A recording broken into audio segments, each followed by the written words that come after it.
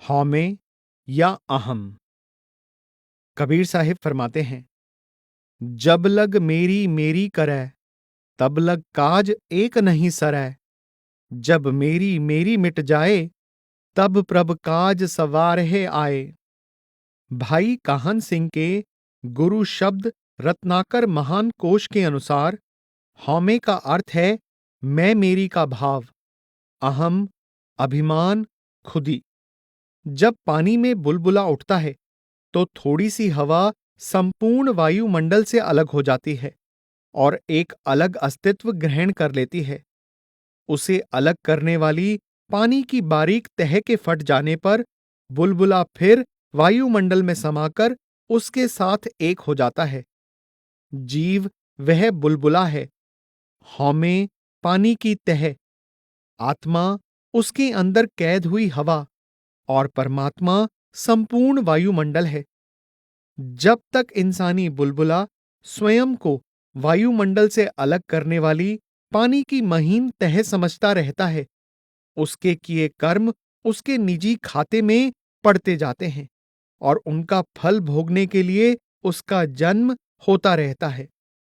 जब गुरु का शब्द उसे ज्ञान करा देता है कि तू वायुमंडल का अंश है, पानी का बुलबुला नहीं, तो उसके कर्म समाप्त हो जाते हैं और वह जीवन मुक्त हो जाता है। यही वह कूड़ का आवरण या झूठ का पर्दा है जिसका जपजी साहिब में जिक्र आता है। किव सचियारा होइए, किव कूड़े तुट्टे पाल। अगर किसी गहरे रिश्ते का उदाहरण देना हो तो आमतौर पर पति पत्नी का उदाहरण दिया जाता है। जिस प्रकार आत्मा और परमात्मा के संबंध को बताने के लिए गुरु रामदास जी ने उन्हें तान्न पिर यानी पति पत्नी कहा है। तान्न पिर का एक ही संगवासा, विच हौमे पीत करारी। हौमे इतनी जबरदस्त दीवार है कि वह उन एक स्थान पर रहने वाले पति पत्नी को भी सदा के लिए अलग किए रखती है। इस प्रकार की तीव्र कष्ट पैदा करने वाली मैल के लिए रोग का नाम ही सही बैठता है। हौमे रोग महा दुख लागा, गुरमत लेव हो रोग गया। अपने कथन को अधिक असरदार बनाने के लिए गुरु अंगद साहिब हौमे को दीर्घ रोग कहते हैं। हौमे दीर्घ रोग है, दारू भी इस माहे। और गुरु अर्जन साहिब एक कदम और आगे बढ़कर महादीर्घ रोग कहते हैं। अहम बुध बहु सघन माया, महादीर्घ रोग। हौमे ने अपनी बुराइयों के कारण केवल रोग का नाम ही नहीं, कितने ही और भी कुनाम पाए हैं, जैसे कि बिख यानी विष।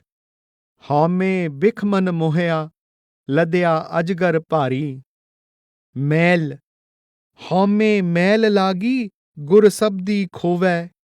गुबार, हौमे वड्डा गुबार है, हौमे विच बुझ न सकै कोय। पीड़ा, हौमे पीड़ गई सुख पाया, आरोगत भये शरीरा। गले का फंदा, हौमे माया के गल फंदे। अग्नि, हौमे विच सद जलै शरीरा। दुष्ट, एह शरीर माया का पुतला, विच हौमे दुष्टि पाई। इत्यादि। यद्यपि हौमे आत्मा को परमात्मा से युग युगांतरों से कल्पों से अलग रखता आया है, तो भी यह किले की दीवारों की तरह कोई खास मोटी दीवार नहीं है। कृपया ध्यान दें, कल्प हिंदू पंचांग के अनुसार समय का बहुत बड़ा भाग जो 4 अरब 32 करोड़ वर्षों का होता है। आपने तितलियों के पंख देखे हैं, कितने बारीक होते हैं, बस उतनी ही मोटी है यह। पांबीरी के पात पर दो, बिन पेखे दुराइयो। तितली का पंख कितना भी हल्का हो तो भी एक स्थूल वस्तु होता है। हौमे तो वह भी नहीं है, वह तो केवल माया है, छल की करामात, मन बुद्धि को चढ़ा एक विशेष प्रकार का खुमार। हौमे माया बिख है मेरी जिंदड़िए, हर अमृत बिख लह जाए राम। आम बात है कि हर बुरी चीज काल यानी शैतान के लेखे में जोड़ी जाती है और हौमे को कोई भी कभी प्रशंसनीय वस्तुओं में से एक नहीं गिनता। पर सच तो यह है कि इसकी रचना करने वाला वह प्रभु आप है। हौमे बंध हर देवनहारा, यह बंटवारे की दीवार उसने आप खड़ी की है। जीवों में पृथकता का धोखा पैदा करने वाला यह जहरीला मद उसने खुद चढ़ाया है।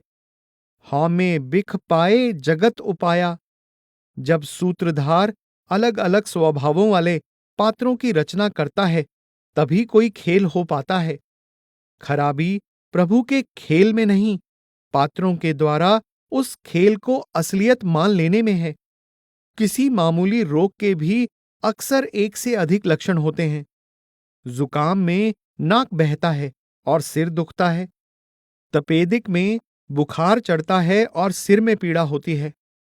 हौमे तो महादीर्घ रोग है, इसलिए इसके 2 या 3 नहीं 5 लक्षण हैं। काम, क्रोध, लोभ, मोह और अहंकार।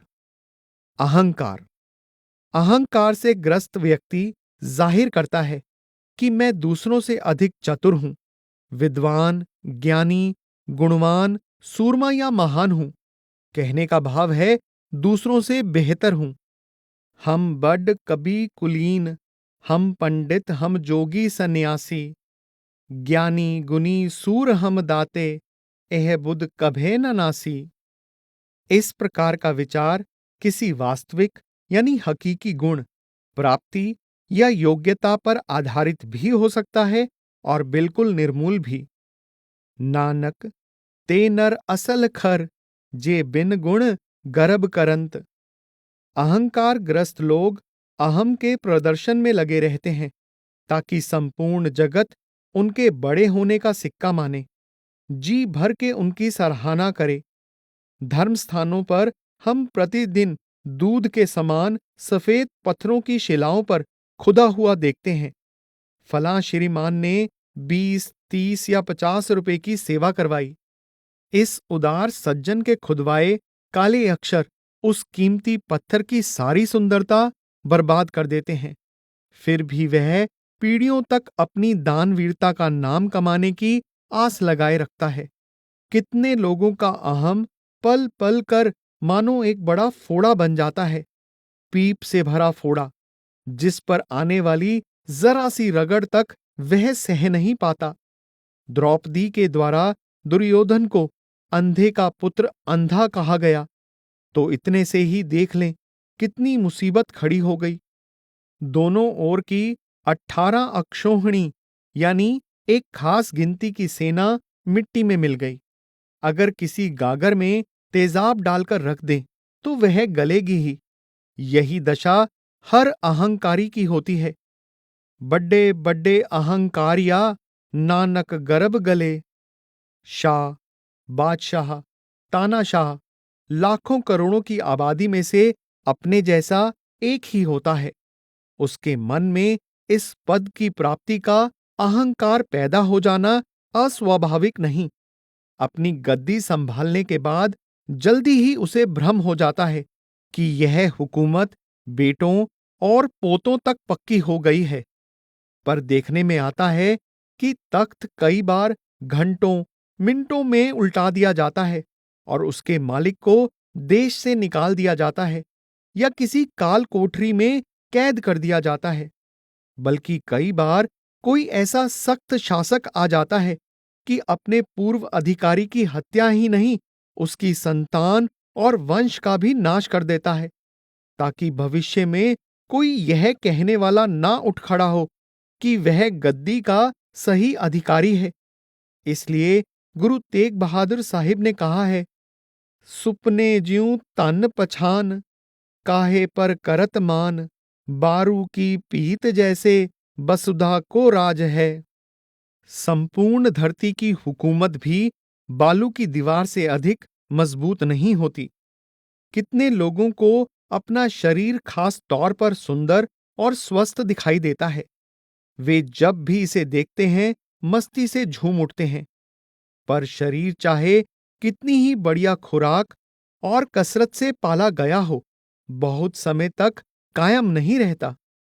हिरण्यकश्यप, रावण, जरासंध जैसे लोग अजर अमर रहने के वर प्राप्त कर चुके थे, पर समय आने पर उनमें से कोई भी काल का ग्रास बनने से ना बच सका।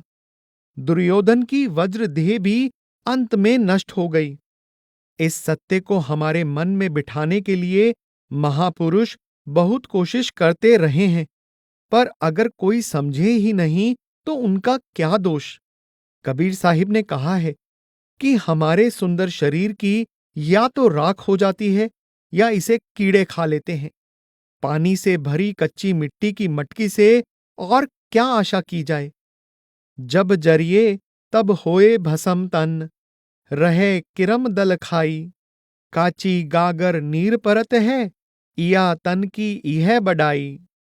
गुरु अर्जन साहिब इस 5 तत्व के पुतले को लाड़ प्यार से पालने की व्यर्थता की ओर से सचेत करते हुए फरमाते हैं, रे नर काहे पपोर हो देही, उड जाई गो तुम बादरो, इक भाज हो राम सनेही। बादल और वह भी धुएं का, उसी तरह नाशवान है यह शरीर भी। इस विषय पर संत रविदास जी का कथन है, एह तन ऐसा जैसे घास की टाटी, जल गयो घास रल गयो माटी। फरीद साहिब ने एक कोमलांगी स्त्री को अपनी दासी को गाली देते देखा। वह इसलिए नाराज थी कि उसकी आंखों में डाले जाने वाले सुरमे की पिसाई में कुछ कच्चापन रह गया था, और फिर उन्हीं आंखों में एक दिन पक्षियों के छोटे बच्चे पलने लगे।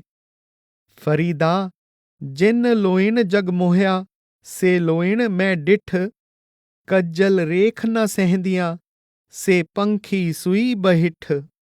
जिस सिर पर आज बड़े चाव से पगड़ी बांधी जाती है, संभव है कल कोई कौवा अपनी गंदी चोंच को साफ करने के लिए उसका उपयोग कर रहा हो। जिह सिर रच रच बाधत पाग, सो सिर चुंच सवारे काग। अपनी जवानी का अहंकार करने वाले व्यक्ति को कभी तो सोचना चाहिए कि इसकी मियाद कितनी होगी। जब चलने का समय आता है तभी समझ आती है कि यह तो केवल आंख की छाया ही थी। तन जो बन आंख की छाया, बिरद पए दिन पुनिया। गुरु तेग बहादुर जी ने यही बात अधिक जोर देकर कही है, कहूं कहा बार बार, समझत नह क्यों गवार, बिनसत नह लग्गै बार, ओरे सम गात है। थोड़ी सी धूप लगी और ओला खत्म। असल में सारा संसार ही माया का खेल है, अज्ञानी आंखों को भरमाने के लिए आकर्षक धोखा। इसे बिखरते जरा देर नहीं लगती। इसीलिए गुरु अर्जन साहिब ने इसकी तुलना बादलों की छाया, फूस की आग और बाढ़ के पानी से की है। माई माया छल, तृण की अगन मेघ की छाया, गोविंद भजन बिन हड़ का जल। गुरु तेग बहादुर जी ने पानी में से उठे बुलबुलों से इसकी असारता की तुलना की है। जैसे जलते बुदबुदा, उपजै बिन सै नीत, जग रचना तैसे रची, कहो नानक सुन मीत। सभी धर्म ग्रंथ समझाते हैं कि हमारा अहंकार से फूलना या अकड़ अकड़ कर चलना निरी मूर्खता है। शरीर नष्ट हो जाने वाली वस्तु है। माया जीते जी छीनी जा सकती है, और अंत होने पर तो जरा सी भी साथ नहीं जाती। रिश्तेदार अपने हाथों से हमें चिता या कब्र में डाल आते हैं। राजसत्ता मनुष्य से वह सब कुछ करवा देती है जिससे वह निश्चय ही नरकों का भागी बन जाता है। पर इस प्रकार की किसी भी शिक्षा से हमारा अपने अहम से छुटकारा नहीं होता।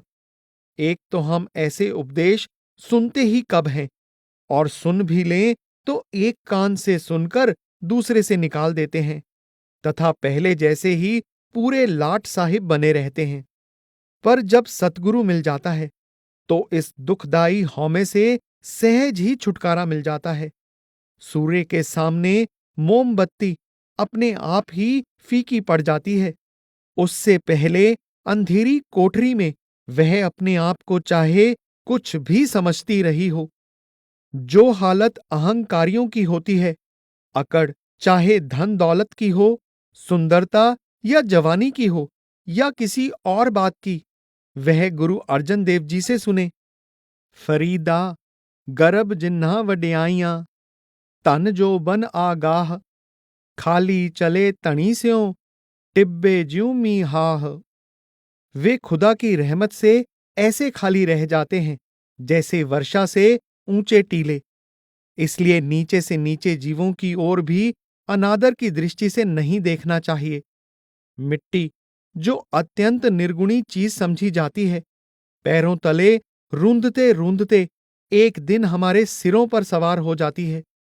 फरीद साहिब फरमाते हैं, फरीदा खाक ना निंदिए, खाकू जेड न कोए, जीवन दया पैरां तले, मोया ऊपर होए। परमेश्वर का मिलाप उसे प्राप्त होता है जो रास्ते में पड़े कंकड़ की तरह, कंकड़ ही नहीं मिट्टी की तरह नम्र हो जाए।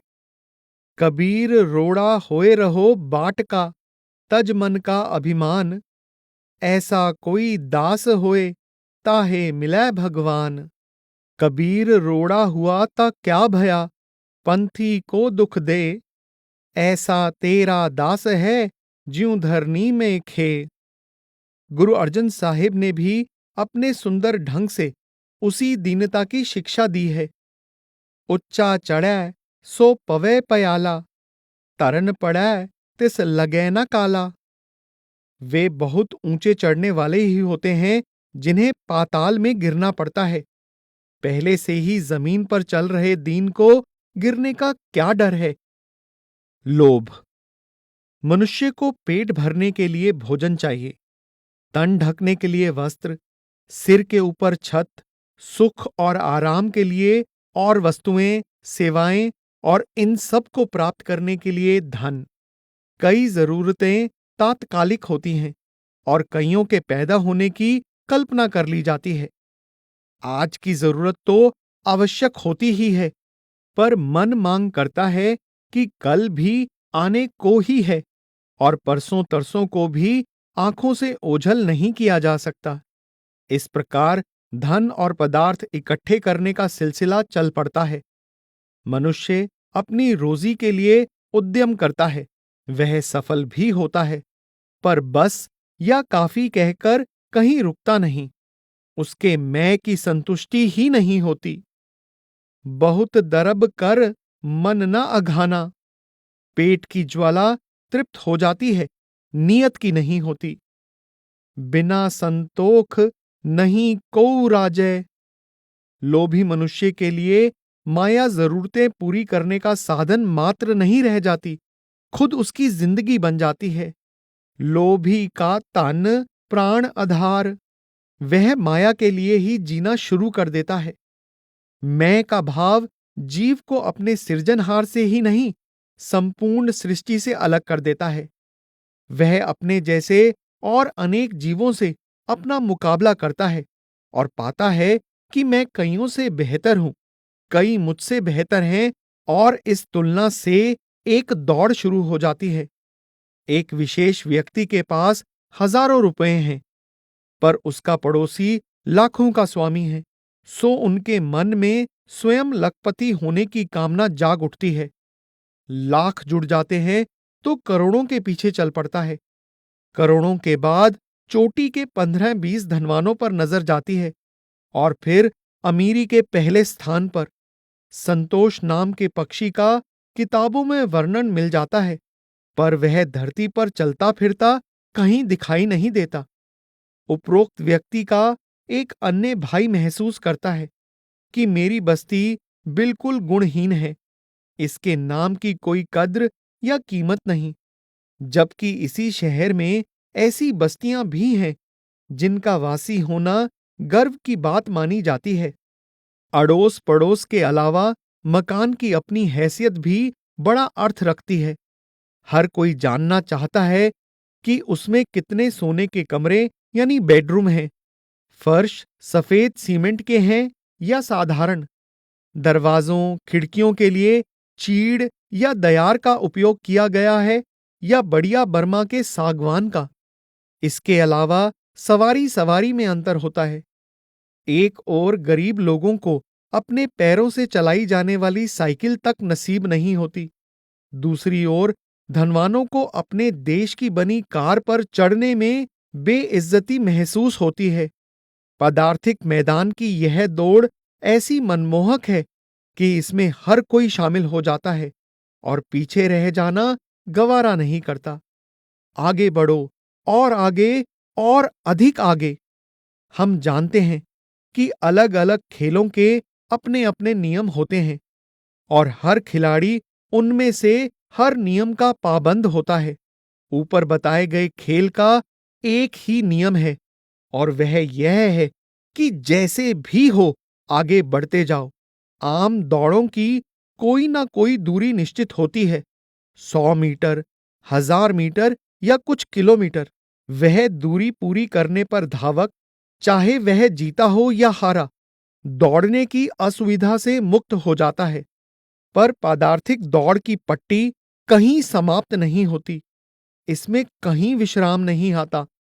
धावक का सांस फूल जाए, उसकी टांगें काम ना करें, वह चक्कर आने पर गिर पड़े, तब ही चाहे वह एक और हो जाए, नहीं तो दौड़ जारी रहती है, समाप्त नहीं होती, कहीं समाप्त नहीं होती। आपके साथ मुकाबला करने वाले जूते पहनकर दौड़ते हैं, आप चाहे नंगे पैर दौड़ें। वे मैदान की पंक्तियों में रहते हैं, आप बेधड़क उनको उल्लांघ करके दौड़ें।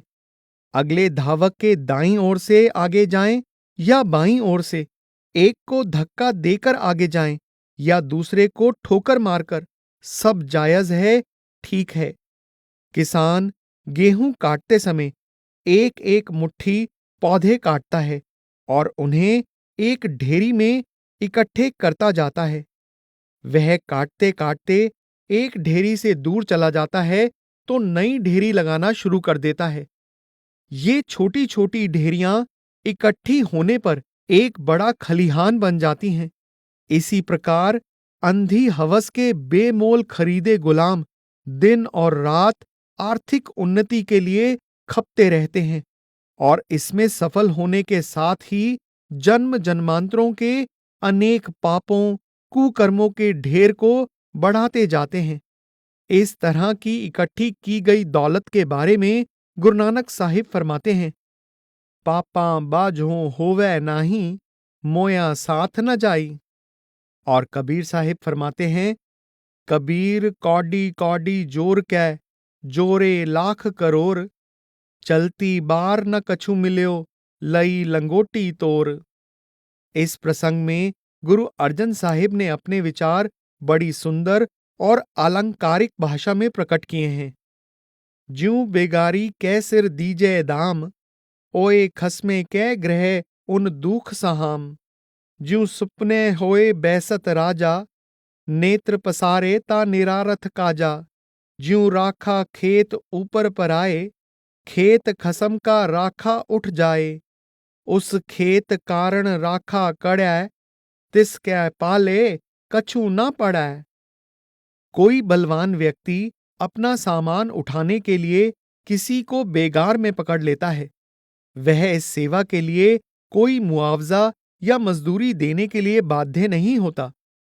बेगारी किसी बेजबान पशु की भांति वह बोझ बिना किसी आपत्ति के उठाता है और उसे अपने जैसे दूसरे बेगारी तक पहुंचा देता है।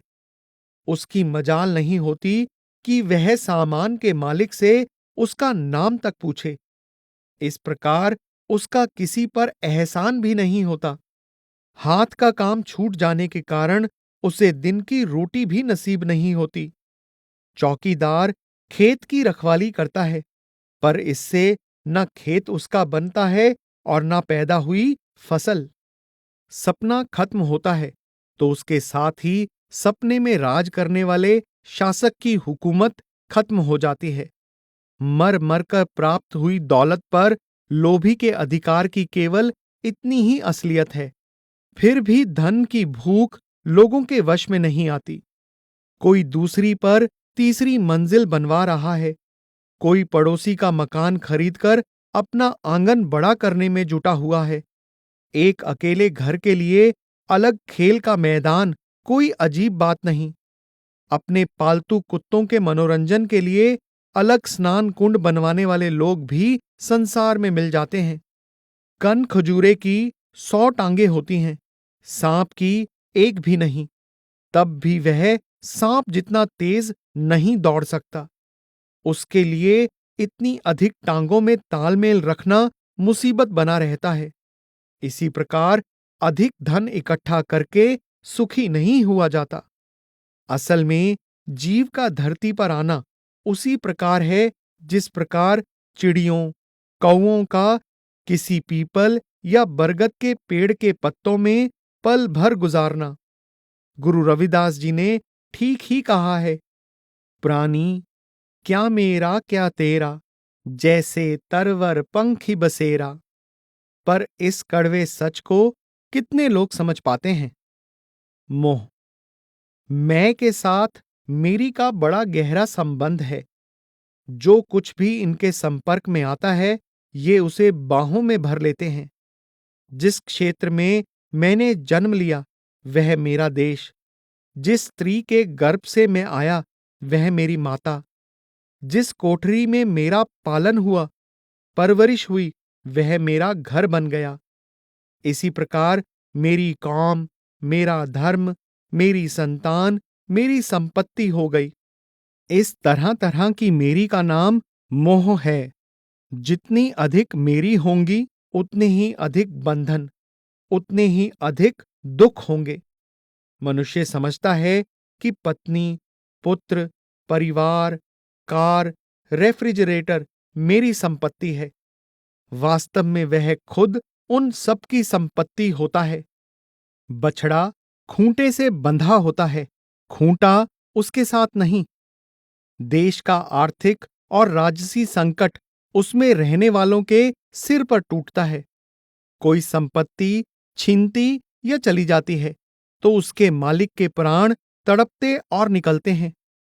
पिता को बुढ़ापे की बीमारियों ने घेर रखा है तो मुसीबत खुद को। पुत्र परीक्षा में फेल हो गया या किसी से लड़कर चोट खा बैठा तो भी कष्ट खुद को होता है। किसी को कभी यह समझ नहीं आती कि यह जमीन उससे पहले भी यहां थी और उसके जाने के बाद भी यहीं रहेगी। संपत्ति को पहले कोई और भोगता रहा है, बाद में कोई और भोगेगा। माता पिता उसे यहां संसार में फंसा हुआ ही छोड़कर चले जाएंगे। बच्चे अपने हाथ से उसे आग या मिट्टी के सुपुर्द कर देंगे। मात पिता सुत बंध जन, हित जास्यूं कीना, ज्यों छूटियो जब देहते डार अगन में दीना। जिस पत्नी के साथ गांठ बांधकर अपने इष्ट के सामने रिश्ता कायम किया था, वह भी साथ छोड़ देगी। देहरी लो बरी नार संग भई, आगे सजन सुहेला। और तो और शरीर जिसे हम पूरी तरह अपना समझते हैं, वह भी अपना नहीं रहता। जाग लेहो रे मना, जाग लेहो, कहा गाफल सोया। जो तन उपजया संग ही, सो भी संग न होया। वह तो मरने तक भी साथ नहीं देता। दांत गिर गए, नकली लग गए, आंखों ने काम करना बंद कर दिया और ऐनक या लाठी आ गई। कान से सुनना बंद हुआ तो बैटरी पर निर्भर हो गए। हम रेलगाड़ी या बस से यात्रा करते हैं, कोई दूसरा यात्री हमारे पास आकर बैठ जाता है। वह हमें अच्छा लगता है। उसके साथ बातें करने में कुछ समय अच्छा बीत जाता है, पर वह अपनी मंजिल पर उतर जाता है। हमें जितना भी उसका आनंददायक साथ मिला, उसके लिए हम मन ही मन उसका धन्यवाद करते हैं, पर उसके बिछुड़ जाने पर आंसू तो नहीं बहाते। उसका अपना जीवन, अपनी जिम्मेदारियां और अपनी दिलचस्पियां होती हैं। कोई मुसाफिर किसी दूसरे अनजान मुसाफिर का मन बहलाने के लिए ही अपना टिकट नहीं खरीदता। दोनों जानते हैं कि यह कुछ मिनटों का साथ था, इसलिए अलग होने पर कोई दुख नहीं होता। किसी जीव का केवल हमारे स्वार्थ के लिए जन्म नहीं होता, ना ही हमारे अस्तित्व का मनोरथ केवल उसके काम आना ही होता है। फिर मुसाफिरों से बिछुड़ने जैसी ही दशा सगे संबंधियों के चले जाने पर भी क्यों ना हो। प्रत्येक आत्मा का अपना स्वतंत्र अस्तित्व होता है, उसके कर्मों का अपना निजी लेखा, और उसके अनुसार ही उसका अगला जीवन बीतता है। उसके जीवन प्रवाह में तब्दीली करने या चाहने वाले दूसरे कौन होते हैं? उनसे तो अपने ही कर्म नहीं संभाले जाते। नदी के प्रवाह में बहता हुआ एक तिनका किसी अन्य ऐसे तिनके का क्या संवारेगा? जब जीते जागते इंसान किसी तरह सहारा नहीं दे सकते, तो बेजान चीजों से प्रीति जोड़ने में क्या तुक है? जब लग मेरी मेरी करै, तब लग काज एक नहीं सरै। जब मेरी मेरी मिट जाए, तब प्रभ काज सवारे आए। काम। जिस प्रकार अहम या मैं ढोल दमामे बजाकर अपने अस्तित्व का ढिंडोरा पीटता है, मोह और लोभ के द्वारा भांति भांति की चोट करता है, उसी प्रकार काम के द्वारा वह अपने पैर जमाता है, अपनी जड़ें पक्की करता है। स्त्री पुरुष के संयोग का असली मकसद पूरी तरह प्रभु की रजा के अनुकूल है, क्योंकि संतान उत्पन्न ना हो तो सृजनहार की सृष्टि लीला ही गिनती के वर्षों में समाप्त हो जाए। इस रजा को ध्यान में रखते हुए धर्म ग्रंथ स्त्री पुरुष के शारीरिक संबंध को सहन ही नहीं करते, उसकी पवित्रता की गवाही भी देते हैं। संत सतगुरुओं ने स्वयं गृहस्थ जीवन व्यतीत करके उसे अमली रूप में अपनी मंजूरी दी है। ब्रह्मचर्य परमेश्वर से मिलने के लिए लाजिम या अनिवार्य है। इसे उन्होंने कभी स्वीकार नहीं किया, बल्कि बड़े प्रभावशाली ढंग से इस धारणा का खंडन करते हुए कहा है, बिंद राख जो तरिये पाई, खुसरे क्यों ना परम गत पाई। राजा जनक जैसे परम ज्ञानी, जिनसे शुकदेव जैसे ऋषियों मुनियों ने मार्गदर्शन प्राप्त किया, खुद बाल बच्चेदार गृहस्थ थे। अनुचित बात स्त्री पुरुष का शारीरिक स्तर पर एक दूसरे से प्यार करना नहीं, उस प्यार को अनुचित सीमा तक लाना है। बढ़िया दूध के बने रसगुल्लों में केवल जीभ के लिए ही स्वाद नहीं होता, जीने के लिए आवश्यक पौष्टिक तत्व भी होते हैं।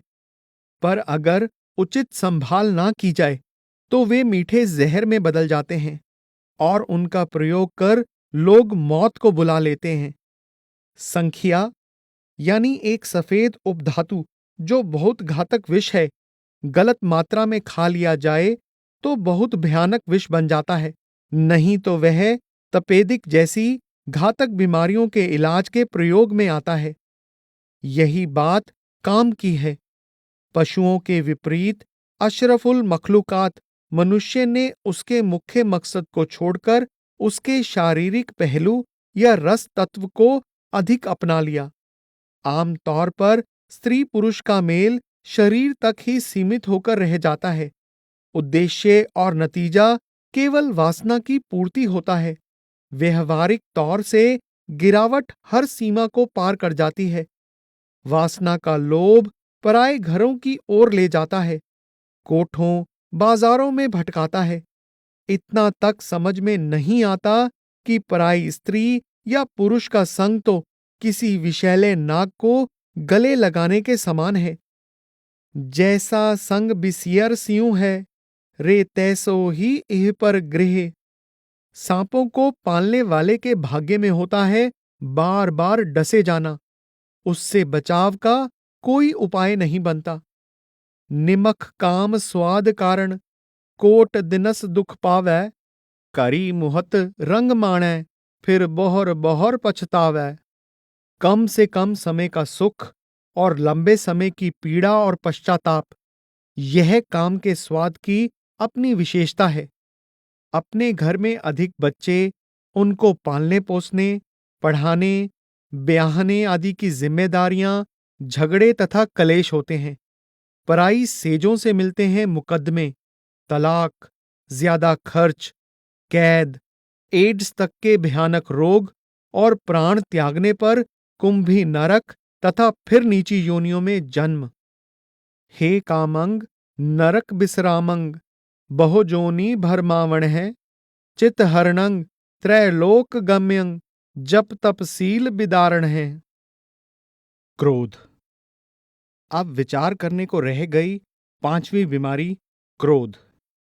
क्रोध मानो मैं का पालतू खूंखार कुत्ता है, जो बेहद उग्र और निर्दय है। जब कोई मैं के अभिमान को ठेस पहुंचाता है, उसकी संपत्ति में हस्तक्षेप करता है या किसी तरह उसकी वासना की संतुष्टि में रुकावट डालता है, तो यह कुत्ता गुर्राता हुआ उसे चीर डालने के लिए लपकता है। इसकी आंखों में खून ऐसे भरा रहता है कि इसे कुछ भी दिखाई नहीं देता। दया इसके निकट नहीं फटकती। बदला इसका मुख्य सलाहकार होता है और हिंसा इसका मन भाया हथियार। आप नित्य देखते हैं कि भाइयों के हाथों भाइयों की, पुत्रों के हाथों पिताओं की, पतियों के हाथों पत्नियों की हत्याएं हो रही हैं। क्रोध ही के कारण पड़ोसी देश आपस में युद्ध छेड़ देते हैं, चाहे वे एक ही शासन प्रणाली का दम भरने वाले हों या एक ही धर्म के अनुयायी। एक ओर लाखों मनुष्य भूख से मर रहे हैं, दूसरी ओर अरबों खरबों डॉलर खर्च करके युद्ध पोत बनाए जा रहे हैं। एटमी पनडुब्बियां, भयानक हाइड्रोजन बम, घातक गैस और लेजर बीम तैयार हो रहे हैं। विकसित देश आज इस स्थिति में पहुंच गए हैं कि अगर वे आपस में लड़ने लगें तो धरती के किसी चप्पे पर कोई जीव जिंदा ना बचे, कयामत टूट पड़े, सब कुछ तहस नहस हो जाए। परमात्मा की बराबरी करवाने का यह सेहरा क्रोध के सिर बंधता है। महापुरुषों ने इसे चांडाल की उपाधि सोच समझकर ही दी है। ओना पास द्वास न पिटिए, जिन अंतर क्रोध चंडाल। किसी घर में एक चोर सेंध लगाकर घुस जाए तो वह सब मूल्यवान वस्तुएं समेट कर ले जाता है, और अगर चोर 5 हों और उनके आने जाने के लिए 9 दरवाजे खुले हों, तो आप खुद ही सोचें कि वे किस प्रकार की तबाही मचाकर लौटेंगे। यह हालत हर एक मनुष्य की हो रही है। उसकी काया में काम, क्रोध आदि 5 चोर घुसे हुए हैं और वे लोक या परलोक से संबंधित कोई भी वस्तु लूटे बिना नहीं छोड़ते। एक गिरह 10 द्वार है जाके, एहनिस तस्कर पंच चोर लगैया। तरम अर्थ सब हिर ले जावह, मन मुख अंधुले खबर न पैया। मनुष्य की सबसे कीमती दौलत शब्द, नाम या अमृत है, जो परमेश्वर की दया से उसके उद्धार के लिए उसके अंतर में निरंतर बरसता रहता है। पर ये चोर घर के मालिक की लापरवाही के कारण उसका भी सफाया किए जाते हैं, और दुर्भाग्य से उनका हाथ पकड़ने वाला कोई भी कहीं से नहीं पहुंचता। इस देही अंदर पंच चोर वसै, काम क्रोध लोभ मोह अहंकारा। अमृत लूट है मन मुख नहीं बूझै, कोय न सुनै पुकारा। मनुष्य काम, क्रोध, लोभ, मोह तथा अहंकार, इन 5 से ही नहीं बल्कि इंद्रियों के विषयों से भी पीड़ित है। जैसा कि संत रविदास जी कहते हैं, मृग, मीन, भृंग, पतंग, कुंचर, एक दोख विनाश। पंच दोख असाद जामै, ताकि केतक आस। मृग में कान की कमजोरी है, इस कारण वह शिकारी के संगीत द्वारा मोहित होकर मरने के लिए खुद चलकर शिकारी के पास पहुंच जाता है। पतंगे का प्रकाश से प्रेम है, इसलिए वह दीपक की लौ पर जाकर जल जाता है। मछली जिह्वा के रस के कारण मांस के टुकड़े के पीछे लगी कुंडी को अपने गले में फंसा लेती है और तड़प तड़प कर प्राण त्याग देती है। भंवरा कमल की सुगंधि पर ऐसा मस्त होता है कि उसको शाम होने पर फूल के बंद होने का पता नहीं चलता और परिणाम स्वरूप उसकी पंखड़ियों में दबकर दम तोड़ देता है। हाथी का अपनी काम वासना के आगे वश नहीं चलता। वह अपने मद का अंधा कागज की हथनी की ओर दौड़ता है और गड्ढे में गिरकर उम्र भर की कैद और परिश्रम गले मड़ लेता है। इन सब हालतों में एक दोष, केवल एक, विनाश का कारण बन जाता है। फिर इस इंसान के बचने की कोई क्या आशा करे जिसमें ये पांचों अवगुण मौजूद हैं। गुरु अंगद साहिब जो हमें हौमे के एक दीर्घ रोग होने से सचेत करते हैं। हौमे दीर्घ रोग है, अति दया करके यह भी बता देते हैं कि इसके इलाज के लिए कहीं दूर जाने की आवश्यकता नहीं। दारू भी इस माहे। इसी श्लोक में आपने दो प्रश्न उठाए थे। पहला, हौमे कित्थों उपजै। दूसरा, कित संजम एह जाए। अगले वाक्य में आपने पहले प्रश्न का उत्तर दिया। हौमे एहो हुक्म है, अर्थात यह कर्ता पुरुष के अपने हुक्म से ही पैदा हुआ है, और साथ ही फरमाया है पय्ये किरत फिराहे, अर्थात जब यह पैदा हो गया तो जीव इसके अधीन कर्म करते हैं और उन कर्मों का फल भोगने के लिए योनियों के चक्र में चले जा रहे हैं। इस प्रकार हौमे का वर्णन करने के बाद दूसरे प्रश्न के उत्तर के तौर पर इससे बचने का तरीका बताते हैं। कृपा करे जे आपनी, तां गुर का सबद कमाहे। जब परमेश्वर की दया होती है तो जीव गुरु के दिए हुए नाम यानी शब्द की कमाई करता है और इस उपचार से यह रोग, यह दुख समाप्त हो जाता है। नानक कहे सुनो जनो, इत संजम दुख जाहे। बात संयम की थी, युक्ति की थी। कित संजम एह जाए। उत्तर, इत संजम दुख जाहे। दारू भी इस माहे में आए, इसका संकेत हुक्म की ओर है। हौमे हुक्म से पैदा हुआ है और हुक्म यानी शब्द ही इसका निवारण करता है। हुक्म और शब्द दोनों एक ही वस्तु हैं। हुक्मी होवन आकार, हुक्म न कहया जाई। और उत्पत परलो सबदे होवै, सबदे ही फिर ओपत होवै। जब हौमे का रोग टूट जाता है, आपा भाव मिट जाता है, तब केवल वही बच जाता है। कबीर तू तू करता तू हुआ, मुझ में रहा न हूं। जब आपा पर का मिट गया, जत देखूं तत तू। मैं ना रहेगा तो मेरी भी कहां बचेगी। कबीर मेरा मुझ में किछ नहीं, जो किछ है सो तेरा। तेरा तुझको सौंपते, क्या लागै मेरा। पर यहां यह समझ लेना उचित होगा कि यह सारा चमत्कार अपने आप नहीं होता।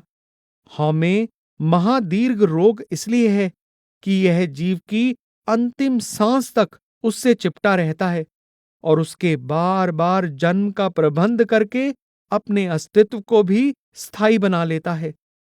इसके सिवाय यह साधारण बीमारियों की तरह गिनती के या चुने हुए शिकार नहीं ढूंढता, सारे संसार को अपने चंगुल में फंसा कर रखता है। हौमे विच जग बिनसदा, मर जम में आवे जाए। कोई बिरला भाग्यशाली होता है जिसे इससे छुटकारा मिलता है। उसी को मिलता है जिस पर सतगुरु दयावान हो जाए। गुर प्रसादी को विरला छूटै, तिस जन को हौं बलिहारी। सतगुरु क्या करते हैं? शब्द की दात बख्शते हैं और शब्द हौमे को जलाकर राख कर देता है। नानक गुर प्रसादी उबरे, हौमे सबद जलाए, और हौमे मेरा सबदे खोई। शब्द के बिना हौमे का और कोई उपाय या इलाज नहीं। हौं हौं कर दी सब फिरै, बिन शब्दे हौं न जाए। शब्द के बिना ना हौमे जाए और ना भ्रम दूर हो। बिन शब्दे भ्रम न चूकई, ना विच्चों हौमे जाए। संसार में एक भी जीव ऐसा नहीं मिलेगा जो शब्द की सहायता के बिना हौमे को दूर करने में सफल हुआ हो। बिन शब्दै हौमे किन मारी।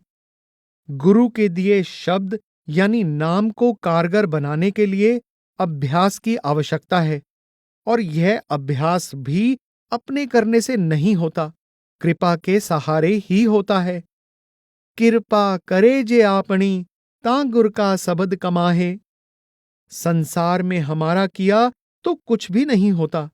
जो कुछ हो रहा है सब परमेश्वर का किया हो रहा है। इस बात की समझ भी गुरु शब्द की दया से ही आती है। सब किछ आपे आप है, हौमे विच कहन न जाए। गुर कै सबद पछाणिए, दुख हौमे विच्चों गवाए। इस प्रकार हम देखते हैं कि हौमे वह दीवार है जो आत्मा अपने आप को परमात्मा से अलग मानकर अपने और अपने सृजनहार के बीच खड़ी कर लेती है। इस अलहदगी से ही काम, क्रोध आदि विकार उत्पन्न होते हैं, और इसके प्रभाव के अधीन किए कर्म जीव को आवागमन के चक्र में फंसाए रखते हैं। ऊंचे भाग्य से सद्गुरु मिलता है तो वह उसको उसकी काया के अंदर ही गुप्त शब्द से जोड़ देता है। इस शब्द की कमाई से हौमे के बंधन टूट जाते हैं, दुविधा मिट जाती है, मन माया की रुकावटें दूर हो जाती हैं। फिर जीव गुरु और प्रभु की रजा में जीने लगता है, निष्कर्म अवस्था को प्राप्त हो जाता है, अपने आप को पहचान लेता है और अंत में परम पद का अधिकारी बन जाता है। उक्त दीर्घ रोग हौमे की एकमात्र दवा है, शब्द। हौमे या अहम। गुरु रामदास जी फरमाते हैं, पर हर काम क्रोध चूट निंदा, तज माया अहंकार चुकावै। तज काम कामनी मोह तजै, ता अंजन माहे निरंजन पावै। गुरु अमरदास जी फरमाते हैं, अंतर लोभ मन बिख्या माहे, ओए निरंजन कैसे पाहे। गुरु नानक देव जी फरमाते हैं, हौमे छोड़ भई बैरागन, तब साची सुरत समानी। अकुल निरंजन स्यों मन मान्या, बिसरी लाज लोकानी। गुरु अमरदास जी फरमाते हैं, सब दे हौमे खोइए, हर मेल मिलीता। गुरु अर्जन देव जी फरमाते हैं, अहम बुध मन पूर थिदाई, साध तूर कर सुध मंजाई। और अहम बुध करम कमावने, गृह बालू नीर बहावने। गुरु रामदास जी फरमाते हैं, हौमे रोग गया दुख लाथा, आप आपे गुरमत खाधा। गुरु अर्जन देव जी फरमाते हैं, सहस खटे लख को उठ तावे, त्रिपत न आवे माया पाछे पावे। और हौमे रोग जाका मन व्यापत, ओह जन्म मरे बिल्लाती। गुरु अमरदास जी फरमाते हैं, आत्म राम परगास गुर ते होवै, हौमे मैल लागी गुर सबदी खोवै। और हौमे मैला एह संसारा, नित तीरथ नावै ना जाए अहंकारा। बिन गुर भेटे जम करे खुआरा, सो जन साचा जे हौमे मारै। गुर कै सबद पंच संघारै, आप तरै सगले कुल तारै। गुरु नानक देव जी फरमाते हैं, हौमे कर कर जाए कणेरी, कर अवगण पछोतावणिया। और हौमे मारे सबदे जागै, एथे ओथे सदा सुख आगे। और हौं हौं करत नहीं सच पाइए, हौमे जाए परम पद पाइए। फिर हौमे बंधन बंध पवावै, और हौमे कर राजे बहुतावै, हौमे खपै जन्म मर आवह। गुरु अमरदास जी फरमाते हैं, हौमे जगत पुलाया दुर्मत बिख्या बिकार, और हौमे जलते जल मुए प्रम आए दूजे पाए, पूरे सतगुर राख लिए आपने पन्ने पाए। तथा हौमे ममता मोहणी मन मुखानु गई खाए। कबीर साहिब फरमाते हैं, आपस को दी रग कर जाने औरन को लग मात। गुरु अमरदास जी फरमाते हैं, हौमे नावे नाल विरोध है, दुई न वसे इकठाए, और काया साधे उरध तप करै, विचो हौमे न जाए, अधियातम कर्म जे करे, नाम न कब ही पाए। गुरु नानक देव जी फरमाते हैं, आचारी नहीं जित्या जाए, पाठ पढ़ै नहीं कीमत पाए।